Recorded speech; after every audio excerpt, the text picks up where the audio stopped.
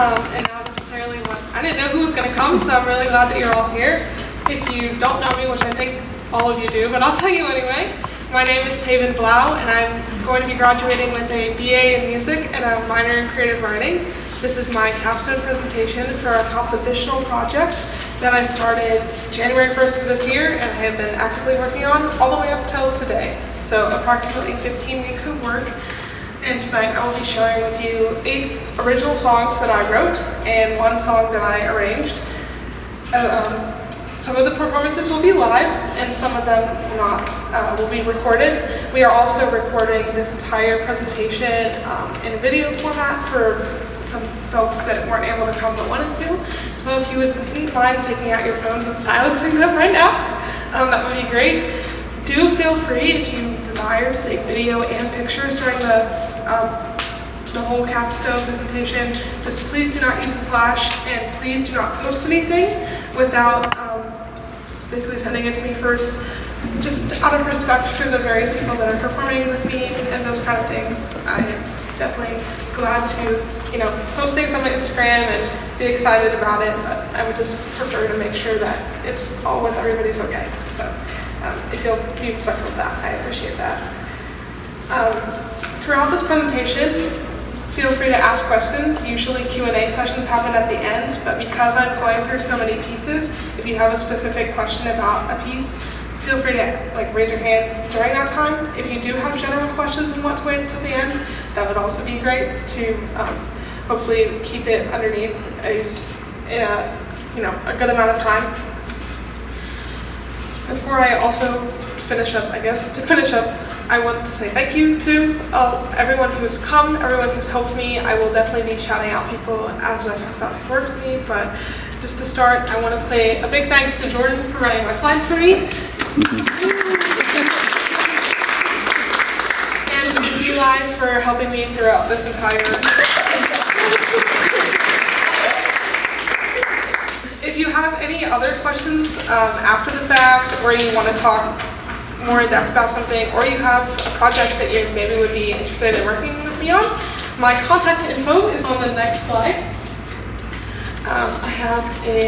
That's my composition email. I also have an Instagram, which I think some of you follow, because that's how I've been sharing all the stuff. And I also have a website, which includes a blog of each of the pieces that I wrote as I was writing them.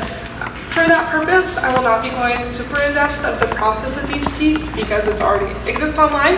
This is more of an overview of all the things that I learned about myself and as a composition student during that time. So if we go to the next slide, just a brief overview of the project. My original goal was to write 15 pieces in 15 weeks. Obviously, that did not happen, but I did do about half of that, so that was very cool. I also had a desire to, what I call, curate, collaborate, and connect. So I asked other people to help me write these pieces, and I know not everyone is able or comfortable with collaborating, actively writing music. So I asked that you had 3 options basically of what you could send me, and I wanted you to do 2. You could give me visual inspiration, so that's a picture, a statue, whatever. You could give me musical constraints, so a key signature, a time signature, a way that the chords move, instrumentation, whatever you wanted. Or you could give me a piece of text, so a poem, a sentence, a story, a word. And I just took, in about a week's time, had a form that people could fill out online and give me that stuff, which is very cool. Originally, I thought I would also get the opportunity to maybe interview some musicians and composers. That happened a very, very tiny bit, but this project has sort of fluctuated as it's gone the whole time. And I was glad to be able to do what I did, and it's cool to see how it just sort of changed as I went. There's a lot less active collaboration as far as sitting down with someone and writing, but there's been a lot of, as we are preparing these things for performance, making adjustments and me resubmitting things and working through that. So that's very cool. I also wanted to build a portfolio that is very broad including as many opportunities as I could, because I had only done one semester of compositions lessons before this, so I didn't really know what I was doing at all, and I just decided to do everything. I also wanted to have a website and a social media platform in case I decided to do this as a job at some point, just to sort of see if people were interested, if I ended up getting good. Basically, I wanted to have that stuff in place. I don't necessarily know that I'm ready to sort of launch into like my composing career or anything like that, but it was sort of interesting to start to learn how to manage sort of a persona online, and also realize how that affected the way that I posted things and how comfortable I felt throughout the process of my work, which we will talk about as we go into the pieces. So the first piece that I wrote, I actually did only write in a week. It's one of the only ones that I managed to complete in a week. And it was curated, well, you can go to the next slide, there you go, by my great aunt and uncle, Bob and Karen Intermelli. My Aunt Karen is here tonight. And so the reason why I asked them is because growing up in church, we have, obviously hymn books. And one of the people that wrote several of our hymns has the same initials as me, HB. His name is Henry Beer, and he was a friend of Bob and Karen, and they actually own the rights to a lot of his work. And so I thought, since I was doing this project where I was taking pieces like poetry and those kind of things, it would be really cool to do one of his poems that hadn't yet been set to music. So I asked them to choose a poem, and they did. They chose one called Down in Monroe, which is about the area that I'm from, Monroe County, Ohio, and about Henry's experiences there. For the musical sort of idea of it, I wanted to write that typical kind of 4-part hymn, but Karen and I also enjoy playing guitar together, so I ended up writing a guitar part as well that is sort of like optional if we don't have all 4 parts. And we do not have all 4 parts tonight. We only have soprano, alto, and tenor, but we are going to sing 2 verses of it for you. So if you guys will come up.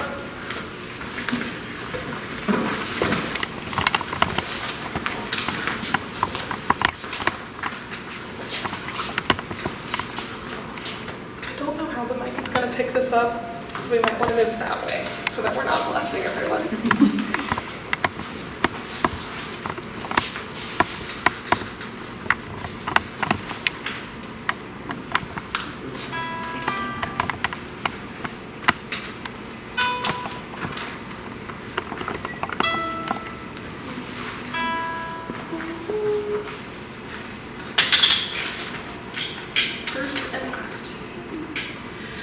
Tis morning down in Monroe, how come the Sabbath day? The sun shines o'er the hilltops, in bright and glorious ray. A certain child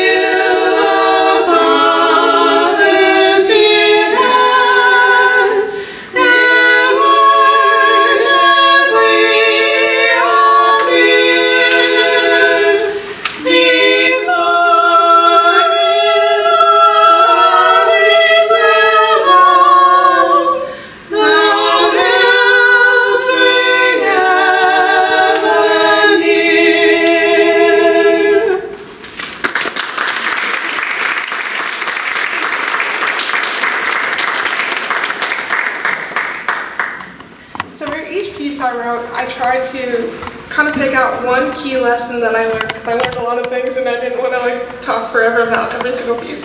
So the biggest one that I learned in this one is keeping it simple, and these lessons are going to come back throughout the entire presentation.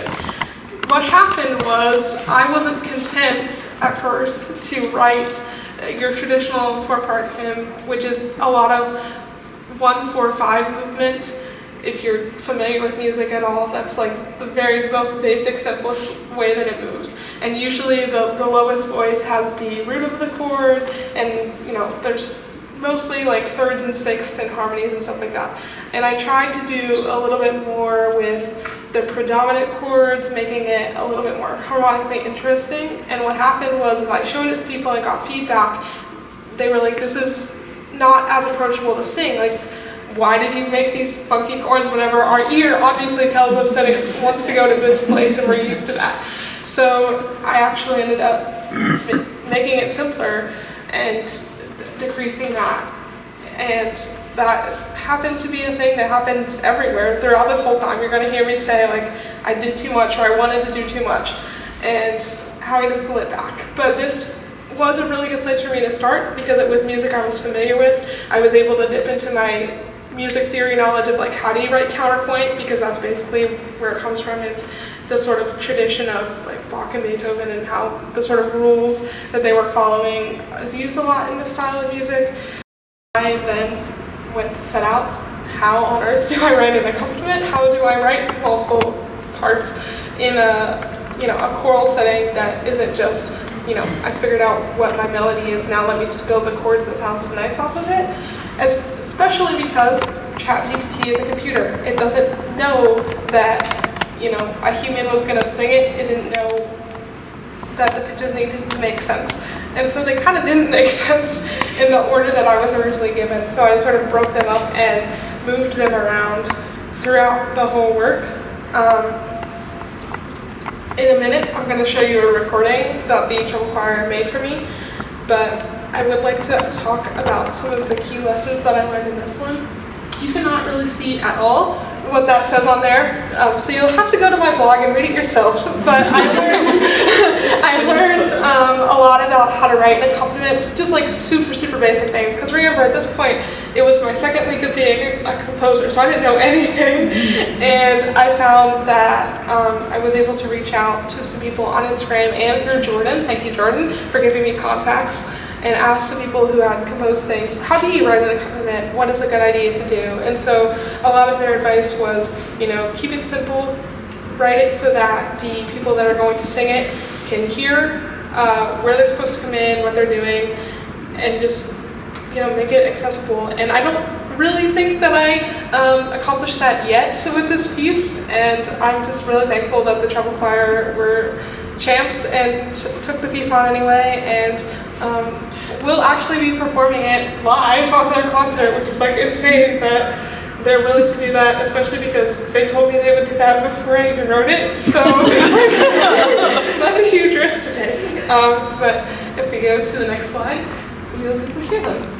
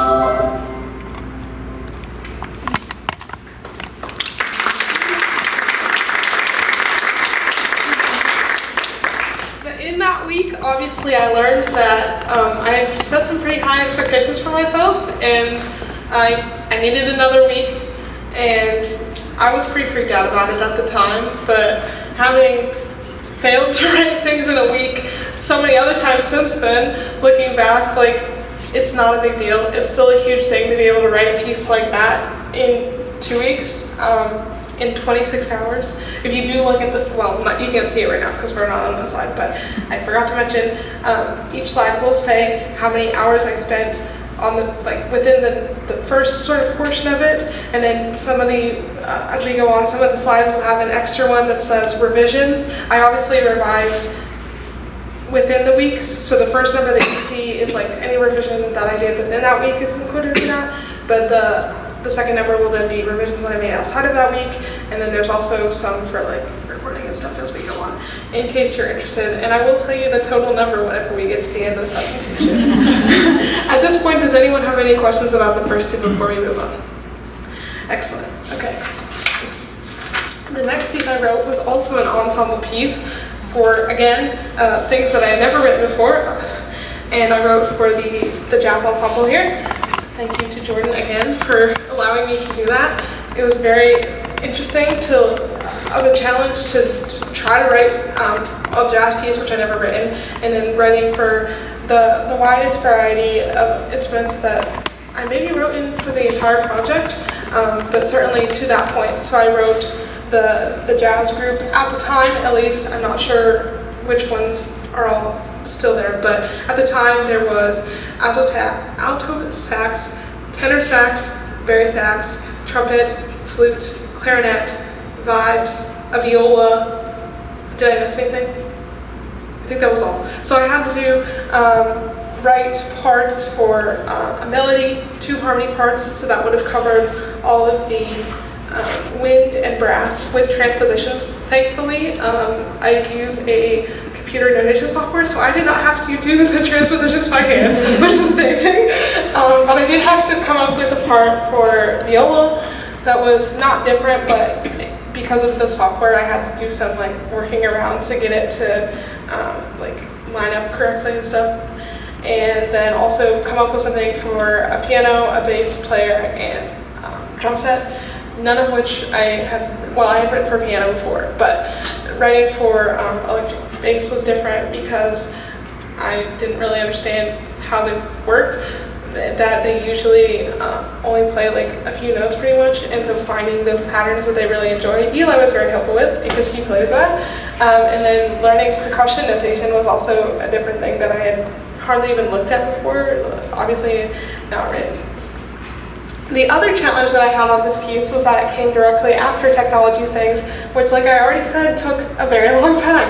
And so some of the week that I was supposed to write this piece, I was finishing up Technology Sings. And so we had planned for me to go to a jazz rehearsal on the Wednesday of that week to basically bring a little something in, have the musicians sort of play around with it, because again, one of the goals was to collaborate, and I wanted to work with them and see what they could do, especially with jazz. A lot of it is improvised, so being able to give them something that they could work from. And so literally, like, this is like a thing that I thought probably have admitted before this whole thing like kind of changed who I was about being open about this kind of stuff. But like literally the hour before I went to that rehearsal, Eli and I came up with how the song was going to go. the chord changes. We came up with the chord changes. Eli and Jordan both asked me, recommended that I write a contrafact, which is where you take chord changes from an existing song and then write a different melody over them. So we picked Cantaloupe Island by Herbie Hancock, which I was going to share and then decided that for time's sake I won't. But you can go home and listen to it. It has mostly the same chord changes as my piece ended up having. And so I walked in, pretending that I was confident, and I said, here's your chord changes, do something. No, I didn't say do something, I said, here's your chord changes, would you be cool with playing around? And thankfully the trumpet player felt very confident and actually soloed over the changes. So I had all that stuff recorded. I came back to where I was composing at and listened to stuff and listened to more jazz pieces and just tried to write something. And one thing that I noticed is that a lot of jazz pieces, they have a very recognizable melody that's very short and it comes back.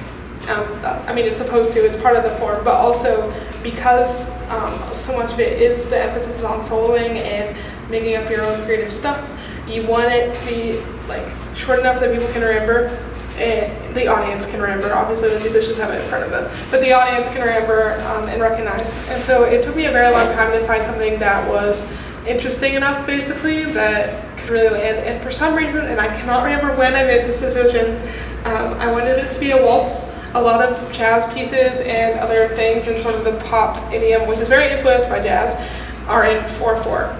But waltzes are in 3/4, and so for some reason I decided it was going to be a waltz.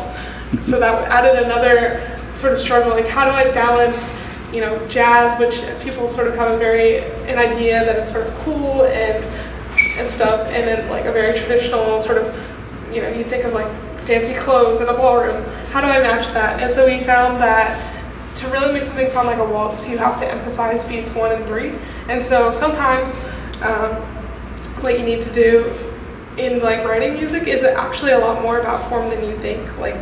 The idea that something is a waltz is literally as simple as these beats are what's important, and I was trying to make it way harder than what it needed to be.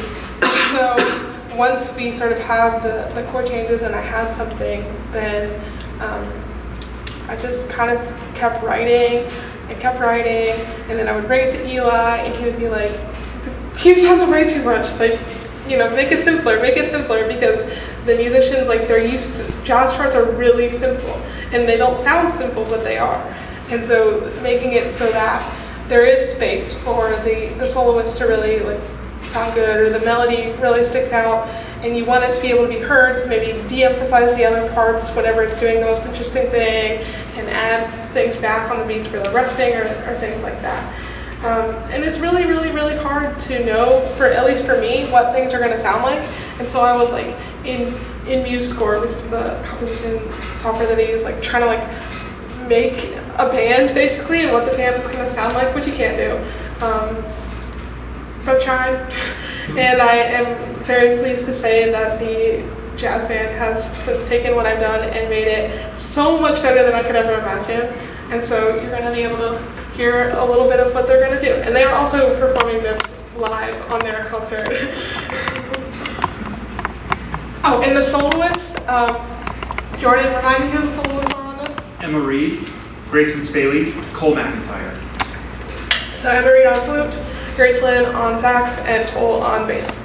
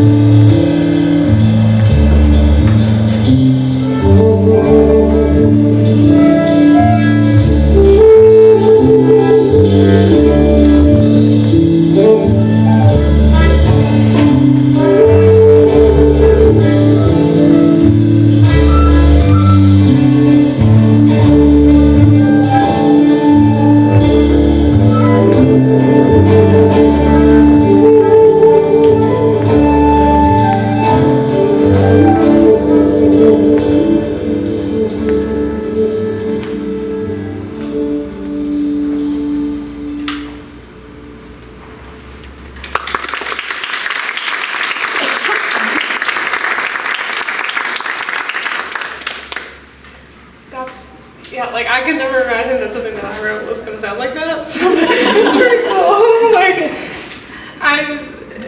the opportunity to work with like phenomenal musicians is like crazy. Like, not an opportunity that a lot of people get, and not sort of the thing that I necessarily expected whenever I expected it whenever I said I was going to do this project, because I know that they're all here, but whenever I came in as a freshman, I would have never known that I was going to be able to do something this incredible. So that theme sort of continues into the next piece, but looks like Ela has a question. Yeah, I'm curious how the process of hearing your music played by humans in real time has changed your compositional process.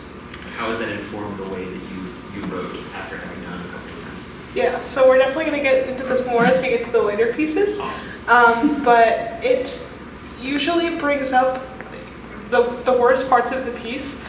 Basically, the parts that I didn't know that I wrote problems into because I didn't know it was going to be a problem. So that's a huge part, just like on a technical side. But it also totally broadens like the creative opportunities whenever you know who's going to perform, because you can ask them like, how do you like to perform? What is your instrument? And I can also talk more about the programmatic elements that I want to bring out, or that they might want to bring out. And it's just really, really cool to see people make it their own. My sort of thought, I guess, around composition is that once it's on the page and once it's out there, then it doesn't belong to me anymore. It belongs to whoever is performing it. And so I've really enjoyed actually getting to hear people bring it to life, and to just hear how far they can take, the scribbles that I put on the page. So that's been really cool. And learning to trust other people with my ideas has been super valuable, which goes into the next piece that I'm going to talk about, which I wrote along with Jordan, actually. So the prompts sort of for this one are this image over here, which came from a project that Jordan's wife Lindsay did. These flowers are called celosia, which comes from the Greek word for fire. And so because I had the opportunity to work with Jordan, we initially had a discussion about all the programmatic elements kind of that this could represent. So we talked about obviously the fire. We also talked about the sort of mythological figure of a phoenix, and just lots of ideas about what can this flower represent, what does it mean like in the sort of language of flowers, or how can we sort of bring that out in the music. And so I was really excited. I was like, I'm going to do a piece for saxophone and fixed media. I really thought that I was ready to like go in a crazy direction that I'd never done. I had Eli show me how to use some of the stuff like on the computer, and then ended up not doing that because I have this huge problem where I get really excited about something and then try to do something that I'm not ready for yet. And so I spent a very, very, very long time coming up with all kinds of ideas and all the things that I maybe wanted to do with this, and it got out of control. And so we came down to one idea, and that idea is the myth of Prometheus. And so if you're not familiar with the myth, he is in Greek myth, he's a demigod basically who stole fire from the gods and gave it to humans because they needed it for light and warmth and all of this stuff. But he got caught, and as his punishment, he was chained to a rock, and every day a vulture would come and eat out his liver, and it would grow back every day. So he is in this continuous cycle of pain, which is not great. But so ended up sort of informing the piece, not because the process was painful, but sort of the ideas that we brought out with that idea of, like the phoenix, sort of this immortality a little bit, this way that you sort of cycle through and are reborn. And because I ended up not doing fixed media, I wrote a part for piano, and Karen and Jordan have graciously agreed to perform this for you. So while they're kind of getting situated, I will read you the very fancy program notes that I wrote for this, because at this point in the process, I was still like, I have to be like a composer, like I have to appear as if I know what I'm doing. And like, to the general public, I want them to think that, I am worthy of their respect or something. And so I definitely, if you look at my older blogs, the language is a lot more stiff. I spend a lot more time, like I spent a lot of time like trying to get all of my language right. I wanted to sound as if I knew what I was talking about, which is kind of silly whenever you think about it, but whenever you post on the internet, people will see and people will judge you. And I was scared, and so that's why I have this takeaway: manage your expectations, manage your mindset, because I wanted to do everything in part so that I could prove that I could do everything, and that was not helpful. But I am very proud of these program notes, so I read this for you. Prometheus is a multi-movement miniature for saxophone and piano. I forgot to mention that one of Jordan's original requests was that it was no longer than 2 minutes and 30 seconds. As we worked on performing it, we decided that it is worthy of more space, but there are a lot of improvisatory parts that they've expanded. The original, the written material that is not improvised is less than half. It explores the myth of Prometheus. Fire is introduced in movement 1, Flicker. An octave tremolo in the piano creates a sonic landscape of overtones and rhythmic energy. Chromatic motion and trills represent the sparks flaring into a steady flame. The second movement, Ignite, is an aleatoric section that uses the overtone series to explore the organic movement of fire. Movement 3, Decide, presents Prometheus' dilemma and ultimate choice to put the benefit of others before himself. The consequences of his actions unfold in movement 4, Rage. The right hand of the piano plays Prometheus' running feet as he attempts to escape the wrath of the other gods. The saxophone is the torch clutched tightly in his hand. Movement 5, Endure, reflects both Prometheus' punishment and his will to survive. The saxophone plays Prometheus' growing heartbeat and cry of agony. While this seems like a bitter end, the fire theme returns, adding a glimmer of hope that selflessness and courage remain.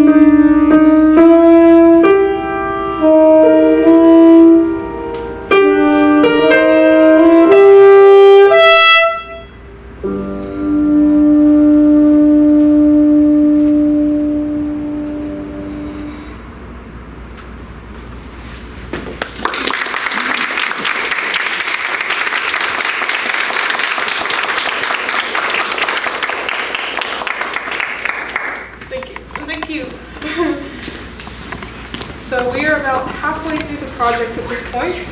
We are at week 8, and this was another unique opportunity that I did not know I was going to get whenever I offered to do this project. I was approached by a quintet, the Heart to Heart Quintet. They can come set up as I'm talking about them. This is a unique group that is 2 flutes, a harp, a guitar, and a cello.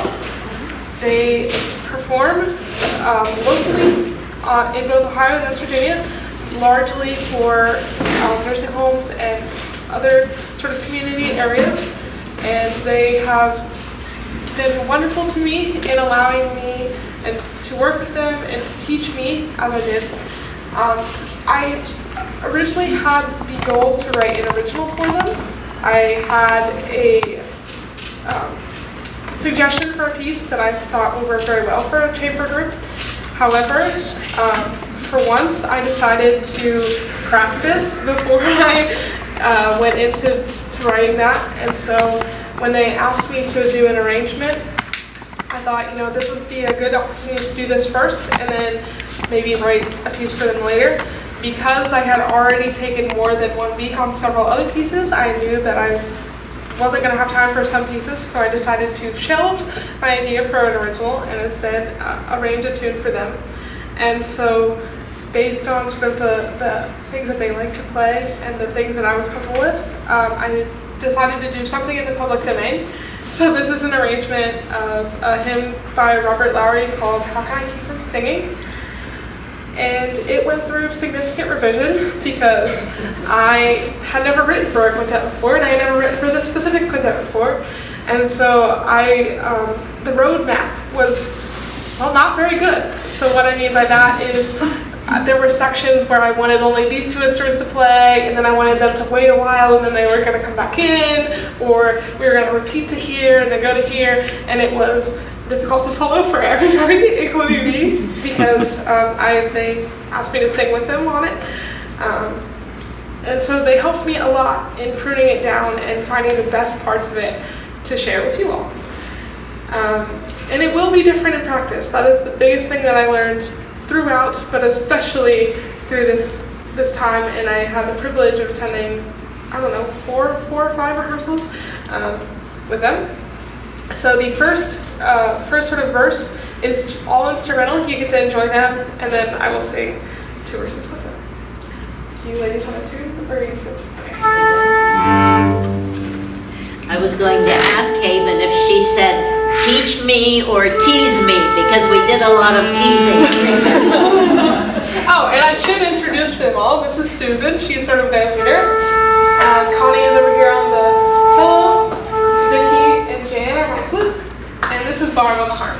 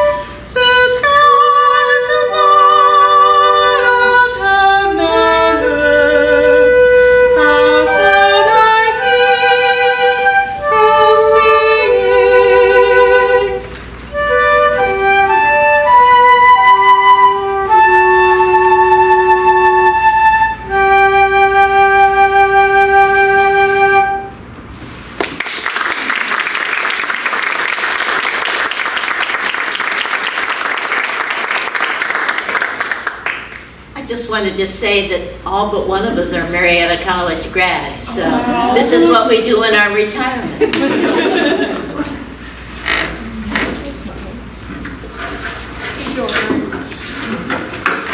Does anyone have questions before we move on? Okay. I don't know how much people would want to ask questions in the middle, so I want to make sure that I get back.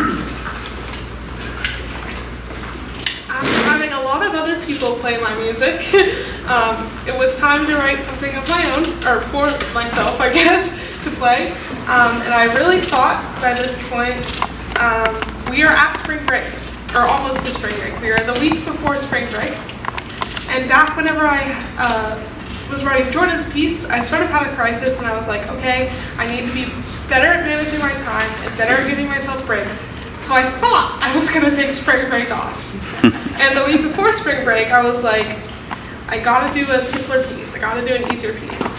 So I decided to do a singer-songwriter thing. I've been going to a songwriting group called Song Colony here since last year. And I was like, this is my comfort zone, supposedly. This is going to be easier. I can make this easier. And it'll be perfect. And then I get to take a week off. Well, you know how I talked about how I'm really bad at keeping things simple? Basically, this whole week was me not learning from myself. And so, just to recap all of the weeks that we've already done, to keep it simple, I was like, okay, this is going to be simple. This is going to be easy. So let me make it harder and make up my own chord shapes instead of using typical chords. Because I would want to be better at guitar, and I guess the way to do that is to do harder things. So not only did I decide to do that, I also could not, for the life of me, land on lyrics. And part of the reason was that I was getting an amazing prompt from Lauren Giles. She graduated from here last year. And she gave me this beautiful photograph and a story. So she grew up around here in Appalachia, in the country, and then recently moved to the city and has felt sort of out of place. And the difference between the country and the city, you feel like 1 in 1,000 instead of one among all your neighbors. But she was driving to work one day, and she happened to be crossing a bridge, and she looked down, and there was this deer just staring at her through the trees. There is a deer in that picture, it just blends in and you can't really see it.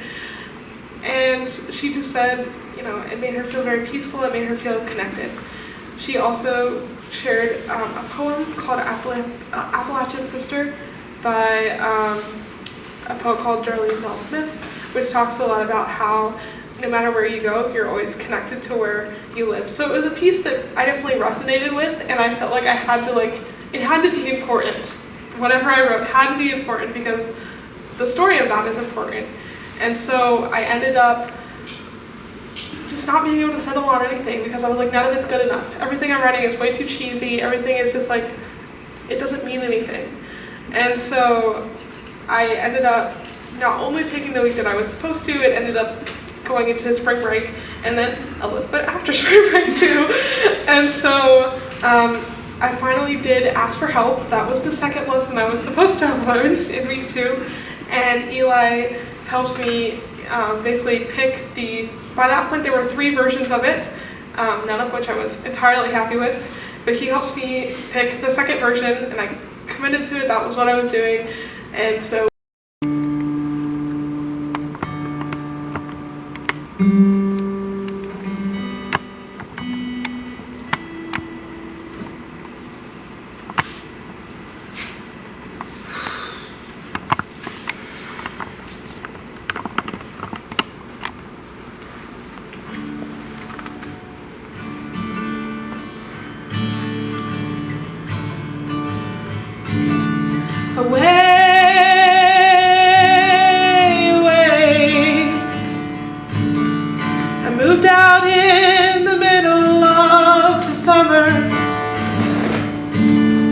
packed up and went to chase my dreams. The country life is clear and green and simple, but the city looked pretty good to me.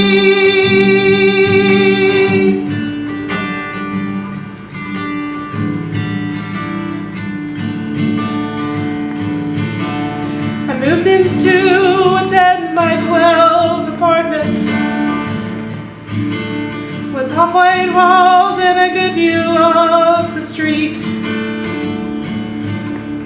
The traffic comes along beneath my window with the fury of a swarm of honey bees.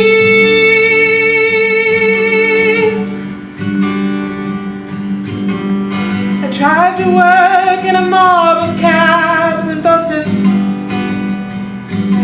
Get stuck on a bridge, look down over a stream. I see a tear and the world seems to fall silent. I drift away in childhood memory.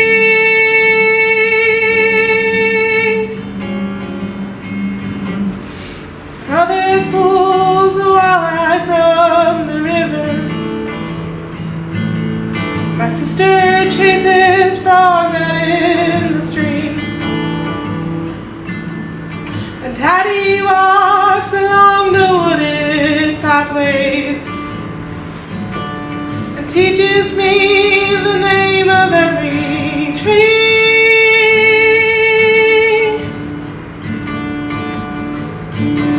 The blasting horn ends the peaceful moment. Shake my head and continue down the street. All day I work, my eyes drift to the window. Something I'll change inside of me.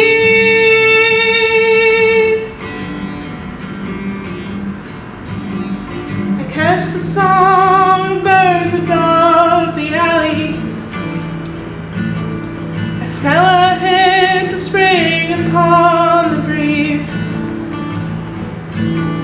And in the cracks between the pavements, there persists a little bit of green.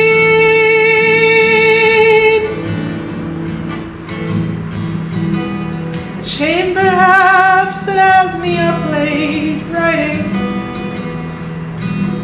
or pride that keeps me strumming till I bleed. Truth is, I can't escape the longing for a little piece of wild to set me free.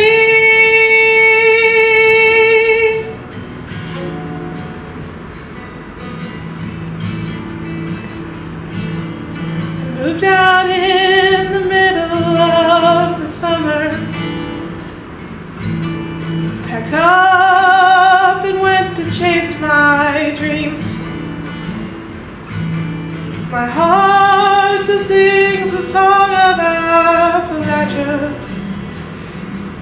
The love from home is here inside of me.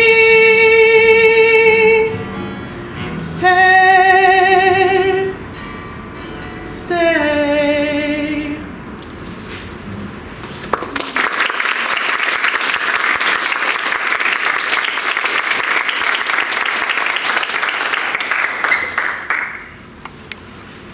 Some of that was pulled directly from the sort of stuff that Lauren told me about her life. Some of it came from my life, and some of it was sort of made up. But it was cool to be able to capture something very important to me, which is, where I'm from and how, it doesn't matter where I'm going to go, because I don't know where I'm going after this, but that, I always get to carry part of it with me, and it was kind of a cool moment, looking back at least. And at the time, I was really, really frustrated. It was one of the pieces that I spent the most time on, and considering how complicated it should have been, it shouldn't have taken that long. But sometimes, whenever you have to say something important, it just takes a long time. And as a composer, I've sort of realized that showing the ugly parts of the process, the parts that are not easy, is important too, because I want people to feel like it's possible for anybody to write a song, and it's possible for anybody to say things that are important to them through music, and so that was very cool. However, thankfully the next week I actually did manage to write a song fairly quickly. one of the two that I managed to write in a week. And there's a lot of reasons for that. But this piece was curated by Abby Dodds, who is sitting right there. And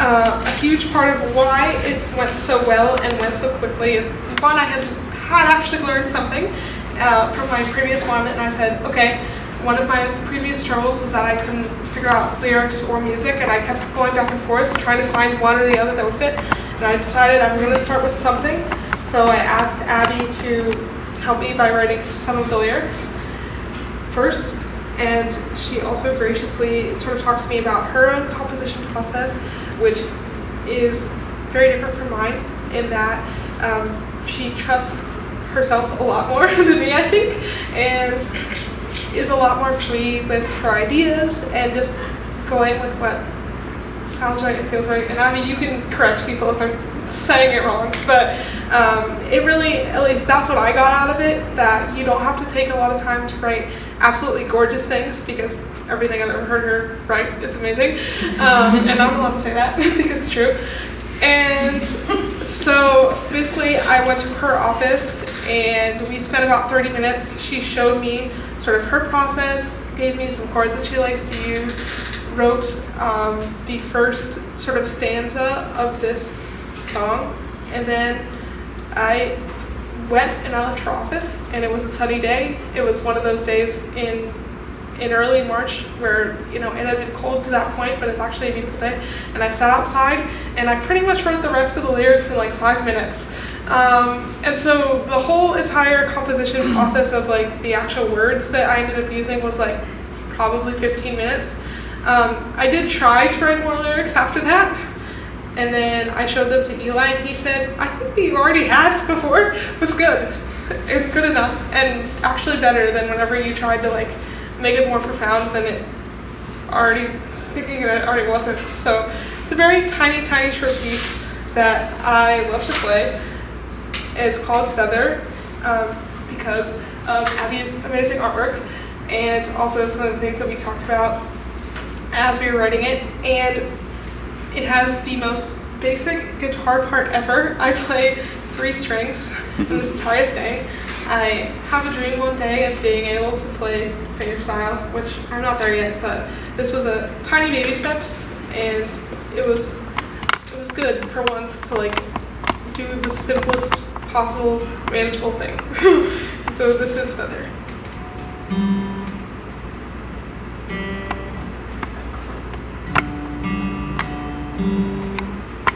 It helps if you remember and read your own performance notes. I'm supposed to put my finger down over here.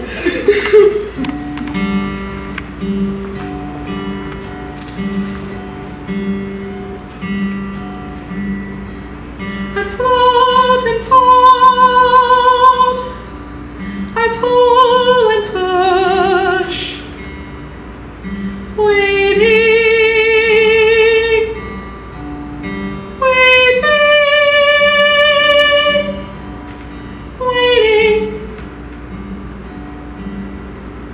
This moment like an endless sea, I breathe, I am the breeze,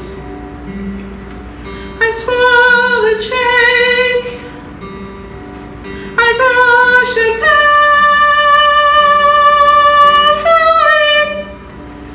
gaining, breathing.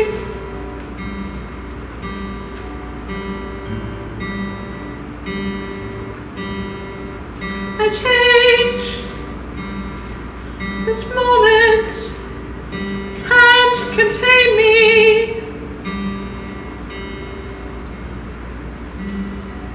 I float and fold. I pull and push. Waiting, waiting.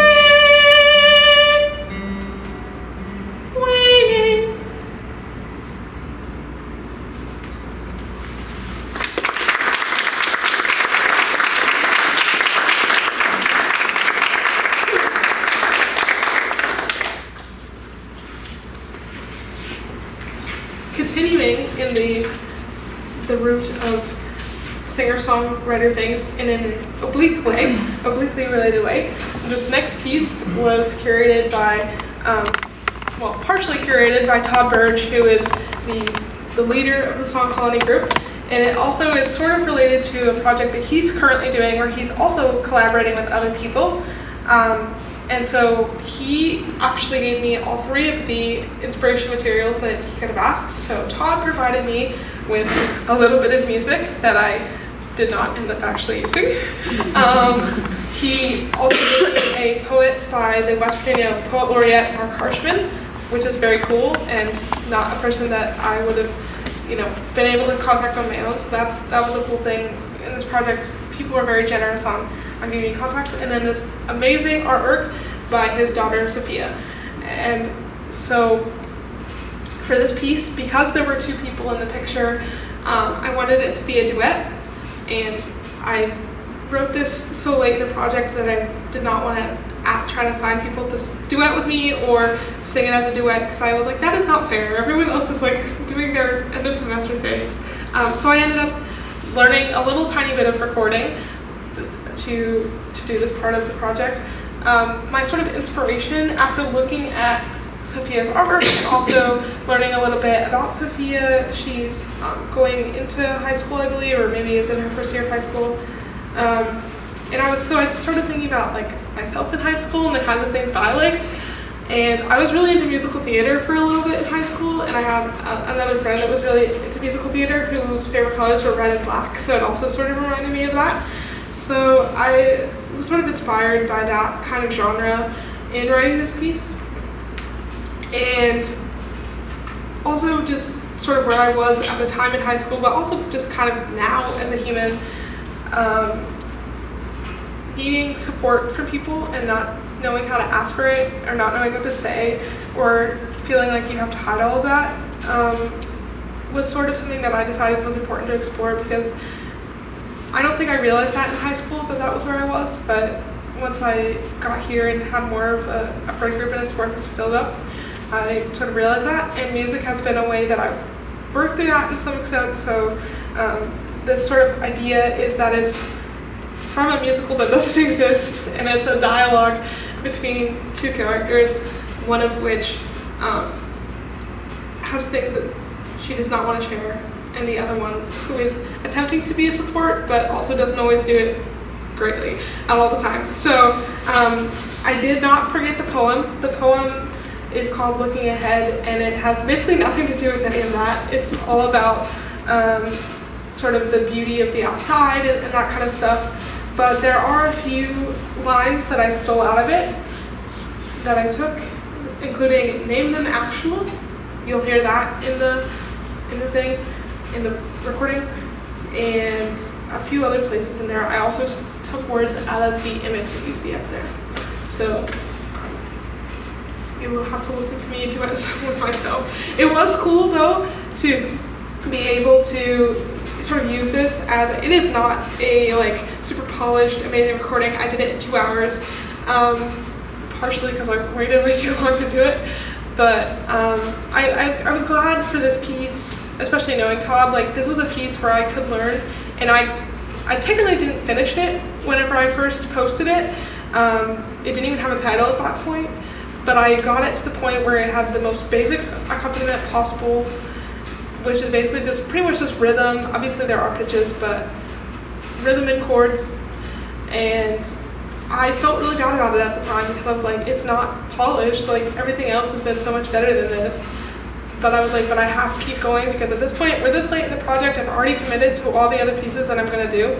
And so I said, this is what it is, I'm sorry. And did continue to work on it a little bit after that, but it has also, again, kind of turned into more than I ever thought it could be. And it's titled Incomplete, both sort of from the idea of, you know, when you're in high school, you're not totally your own person yet, and also the idea that technically it's not finished, but it is.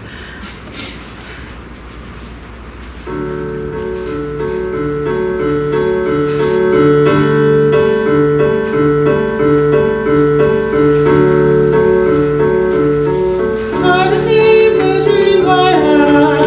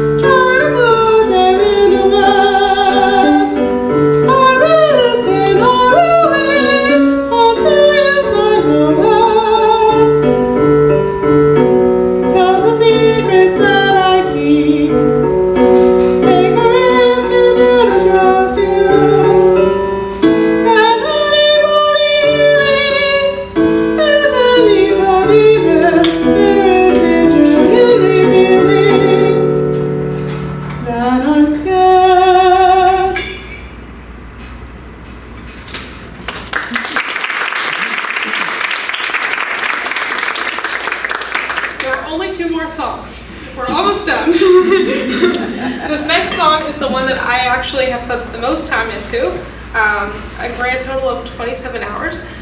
Hooray. And that is mostly because I made it really hard for myself. So this piece I get to perform with Karen, which is amazing. And it's supposed to be, you can come up, Karen. It's supposed to be like a contemporary art song. So if you've ever listened to anything about like Jake Hagee or Charles Ives, sort of inspired by that vein, definitely not as amazing as anything that they've written, but they've been doing a lot longer than me, so there you go. Part of the reason why this took so long is that I did not write an accompaniment that supported my voice very well. I did not know where to begin, and I could not find my pitches whenever we practiced this. So as of this morning, it is performable, and I am excited to share it with you.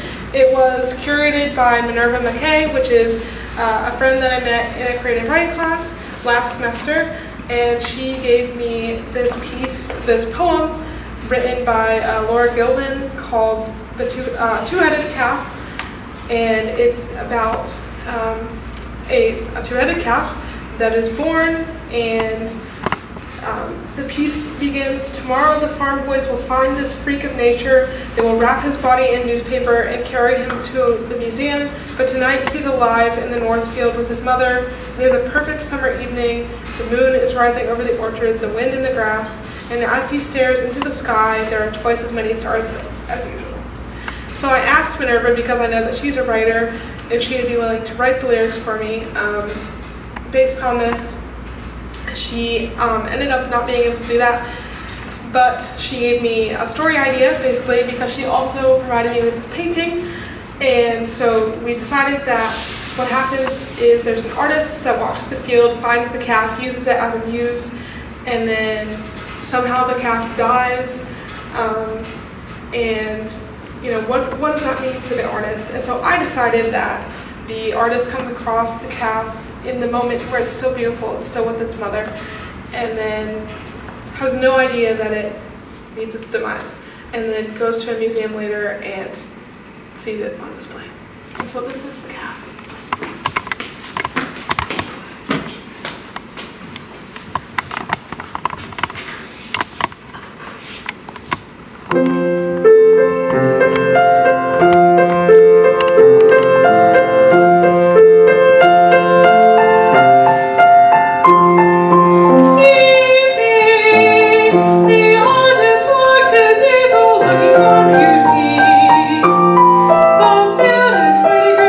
I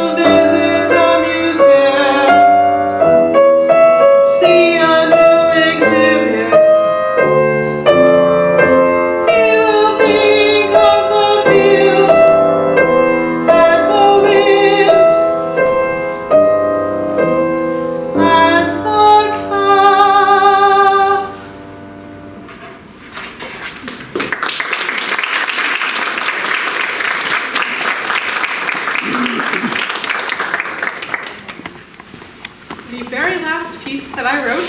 I actually very intentionally put last in this project, or near last, because I was afraid.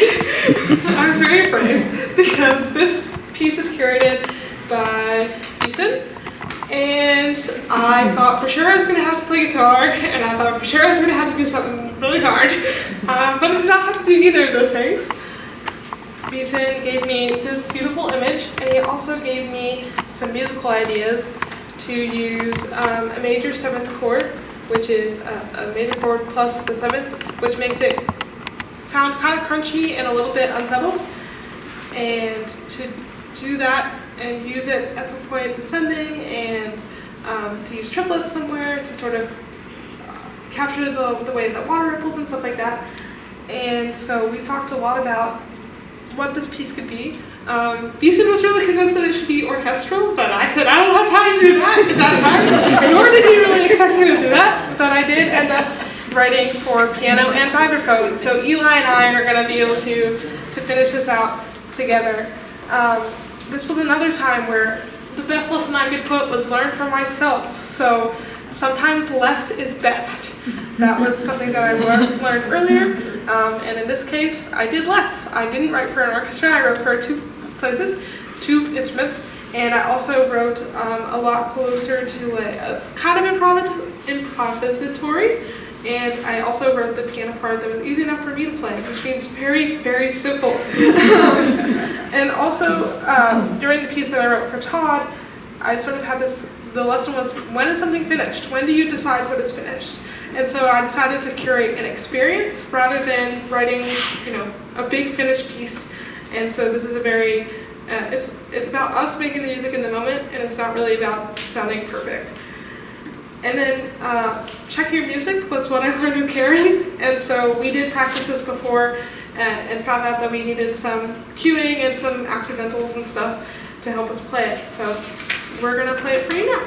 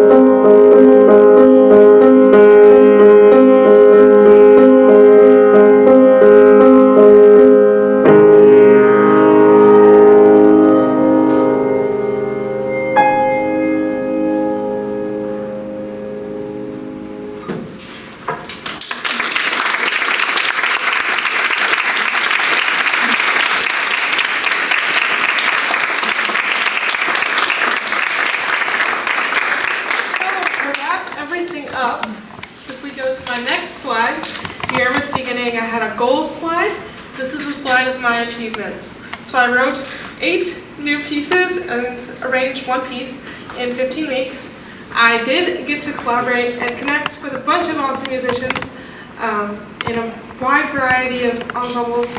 I began to learn a composition process. I haven't quite figured out how I like to write yet, or how to do that healthfully in a way that balances all the things that I need to balance in my life.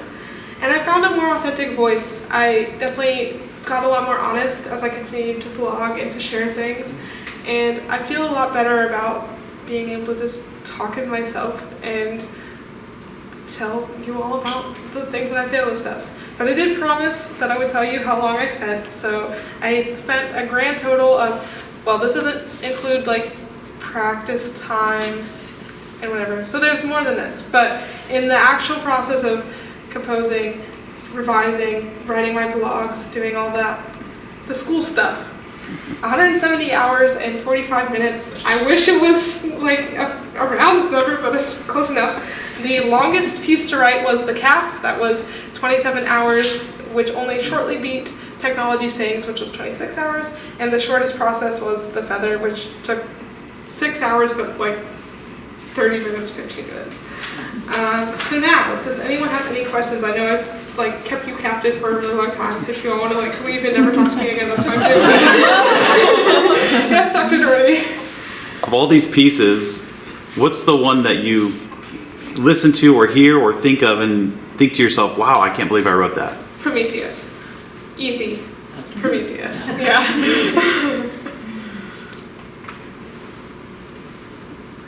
Isabel. Who was Nevah? So, it's my first name flipped backwards. Yeah. So it's a play on my name. Yeah. Yes. Which one was your favorite style to write? Looking back. My favorite styles for writing?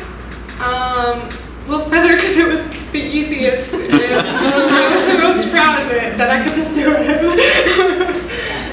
And yeah, if I could capture that energy for the rest of my compositional career, however, whatever that looks like, that would be amazing. But I liked writing for the longest one too. I'm also pretty proud of Reflections, because I don't know, it's cool. It gives, it's like an improvisation, but also not. And I'm glad that I can write pieces that like are an experience and not just a technically correct thing. So those two. Yes, Abby. I want to ask, which one do you feel like makes you, which one reflects who you feel you are at this point in your life the best? Can I say all of them together? I have a hard time separating out them because the whole thing, they're all connected. Yeah, and there are moments where, like, I don't hate any of them anymore. There are some that I was like, this is not fun to write, like, I don't want to do this. But now that I'm on the other side of it, I'm like, I can't believe I did that. And I'm kind of proud of it. So, yeah. Yes, Jordan. Hi, Evan. So I know through this process you've been listening to a lot of music. I'm sure you've been listening to a lot of new ensembles and chamber music and all sorts of stuff. After you take a break from writing music, which is highly encouraged, are there any chamber groups or any sort of instrumentations that you're eager to write for or you're interested in writing for? That's a really good question. I actually will admit that I did a lot less listening than I wish I would have, or that I wish I would have had time for because of the incredible constraints that I gave myself. I didn't have a lot of time to do research and listen as much as I wanted to, but I did get to listen to some. And as far as writing for new, I don't know, I'm kind of excited to just do whatever comes my way. I really like chamber works because, well, one, it's fewer parts, so it's easier on me, but also I think that ability to work directly with the musicians is totally like the best for learning, and it also, I just really like making people happy, so I feel the best whenever I can adjust to what people prefer. I would also like to get better at writing vocal pieces because obviously I am primarily a vocalist. So doing that. At some point I want to write for sax quartet because I know we've talked about that before. And just kind of exploring. I don't know that I'm ready for like orchestra or like a big band or anything like that yet. I'm very interested in doing those more smaller pieces, and I also have this idea to write some pieces for older beginners, adult beginners, because that's what I consider myself on all instruments. I'm finally getting somewhere with voice thanks to the classes I've been able to take here, where I'm starting to get into more like an intermediate level, sort of growing, but on everything else I still feel very much a beginner. And so creating pieces that especially older beginners can be like, this is a real song that I get to play, not just talk house funds, and trying to bring in pieces that can teach you is sort of something that I want to do maybe as sorry that I'm so long-winded and can't figure that out. Yeah. Yes, Karen. Yeah, I'm just curious. So you get like all this instrumentation, it was so great. Really, really fun to hear your compositions. But the viola, I heard that mentioned. So did you write in more than just treble and bass clef? Did you? So that was the only case where I did write in. Well, I kind of just transposed it to yes, tenor clef. Okay. So yeah. I don't remember the name of it, but the piece that you sang that Karen played. The calf. The calf, yes, that's the one. Was there any specific like tone set or scale that you used to create the melody? Nope, I literally whatever you like. Sat there and sang, and then had to figure out how to put chords into it later, which is kind of the problem. Yes. Would you be interested in arranging a piece for the harp? Yeah, I would definitely love to learn more about all the instruments that I worked with and continue to write pieces for them. But for sure want to work with the musicians and do a little more research about what the things do, because literally whenever I set out to do the arrangement, like I didn't know how say a harp worked. I didn't know that you adjusted it with levers. I didn't know what the strings were on a cello. I started at nothing, and so yes, and I'm glad that after this, whenever it's not school and I don't have these constraints on me, that I'm going to be able to take more time to really create pieces that are accessible and fun to play, hopefully. Yes? I know most everything, but not all that you created was composed completely, but you did add some, obviously, a couple that had improv in it. Mm-hmm. And thinking back in your journey with improv in general, having been in the room with some of that, can you speak a little to that, like your progression with like how you think about improv and looseness in the music that allows that creativity? Yeah, so obviously there was a time where I was very afraid of improv. I just didn't know what to do. Whenever you have a piece of music in front of you, you can go to hide in the practice room forever until you get it perfect, and then no one ever knows that you are human and make mistakes, except they still don't. But you can prepare a lot more, and I feel much more confident whenever I can come in knowing like I've put 25 hours into this piece. It's gonna sound hopefully better than nothing. But improv is hard.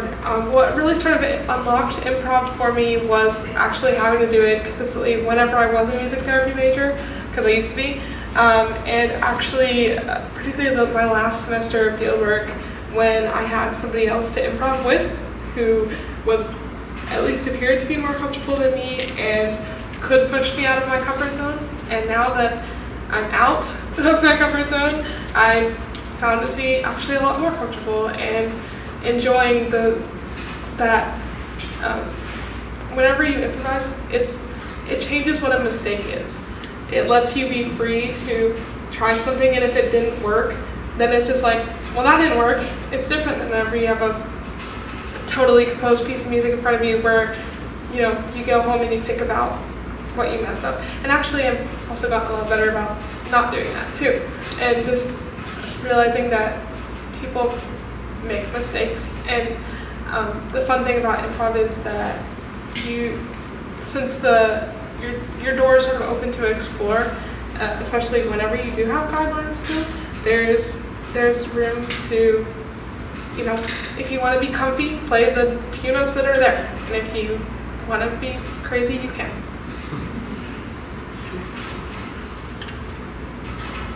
Anybody else? Well, thank you all very much for coming.